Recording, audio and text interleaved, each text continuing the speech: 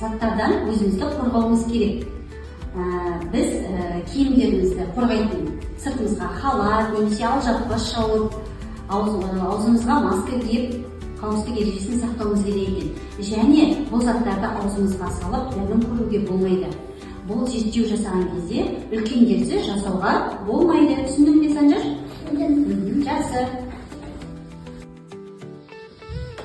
Сәлеметсіздер ме? Бүгін біз қызықты тәжірибемізбен бөлісетін боламыз. Менің аты жөнім Гүлмайраш Көшенқызы. Менің атым Серік Санжар. Айным не?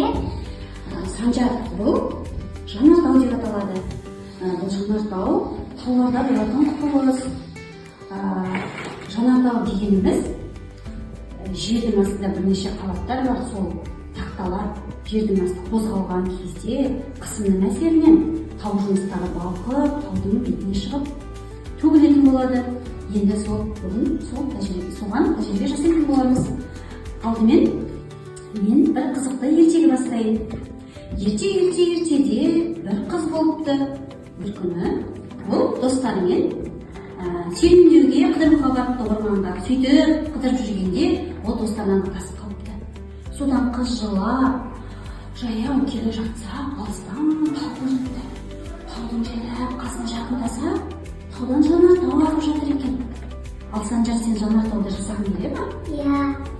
Жарайды, бұлай болса, сен мұқият мені зерттеуге қарап отыр. Жанартау жасау үшін лимон қышқылы, су және қызыл бояу және ас соғысы керек.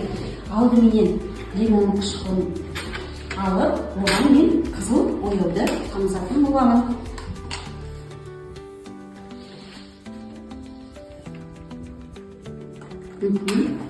Сосын оның үстіне су құйып араластырамын. Әбден араластырып, лимон қышқылын ертіп аламын.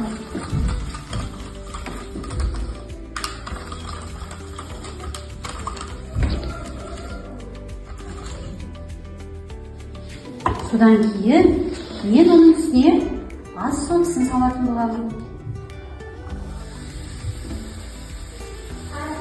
Жанартауды көрдік пе? Иә. Керемет пе? Иә. Қандай болды? Иә, таудан атқаушы қандай болды. Енді өзің жасап көр. Таулардың айналасында нелер жүреді? Динозаврлар жүреді. Санжар, менің жасаған тәжірибем ұнады ма саған? Иә. Өзің жасағың келе ме? Иә.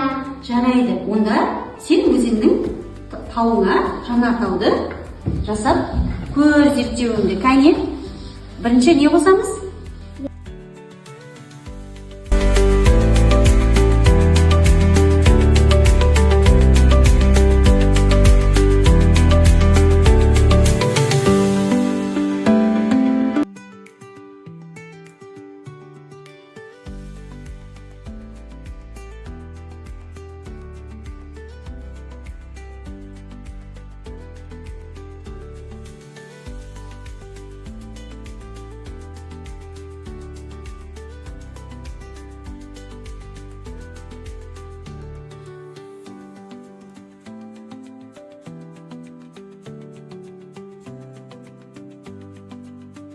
Ертегімді жалғастырайын.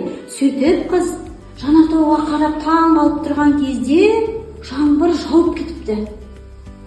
Енді қазір сен, Санжар, қандай тәжірибе зерттеу көрсетесің? Жаңбыр. Жаңбыр жасау үшін не керек саған? Бояу, сосын көпіршік, сосын су. Су. Жарайды. Қане, зерттеуіңді жалғастыра ғой. Алдымен судың бетіне не саласың? Саған көмектесіп жүрейін, иә? Алдымен. Пена неге ұқсап жатыр? Бұтқа. Бұтқа ұқсап жатыр. Енді үстіне бояу. көк бояуды тамызасын. Астынан қарап отырайық. Тамшылат, тағы да тамшылат. Жаңбырлар жауып жатыр. Бер жағынан тамшылат. Мына шетіне. Тағы да. Жаңбыр жауып жатыр ма? Қарап, жаңбыр құйып жауып жатыр. Керемет пе? Зерттеу. Аха. Не күн сәулесі. Аха. Жақсы. Енді қыз жаңбырға жаурап тоңып қалыпты. Ол енді үйін әлі таба алмапты. Енді ол қыз үйін табу үшін біз не жасаймыз? Күн сәулесі. Күн шуағын жіберіп, оның жолын тапқызамыз және оны жылытамыз, иә? Сен енді қандай тәжірибе жасайсың? Күн сәулесі. Ол үшін қандай заттар қажет? Сары боя, су және салмай. Және Көпірсектер. жарайсың, жақсы. Ал енді тәжірибені жасай ғой. Суға бірінші не қосамыз? Сары боя. Жақсы. Сары бояу, оны немен араластырамыз? Қатықпен. Араластырамыз. Судың ісі қандай болды? Сары болды. Күн шуағына ұқсап тұр ма, жоқ саған жоқ па? Жоқ саған жоқ. Енді жоқ. Енді не зат қосасың? Шағылмай. Шағылмайды. Құясың жайлап шағылмайды үстіне құя ғой. Болды бит. Құя ғой, құя тағы. Құй оны құя жүр. Жарайды. Шағылмайды жайлап. Енді не қосасың? Көпірсектер. Ал жерде қарап тұр. Ал енді күн шуағын. Шуақ шығып жатыр ма үстінен? Жақсы сөйлесек. Күннің шуағы не істеп жатыр? Шығып жатыр. Күннің шуағы шашырап жатыр. Әдемі болды ма? Иә. Сөйтіп қыз күннің шуағымен жылы біз оған жолын табуға көмектестік. Санжар саған зерттеу саған ұнады ма? Ұнады. Қызықты болды ма зерттеу? Иә. Жақсы. Онда достарға сау болыңыздар дейік. Сау болыңыздар.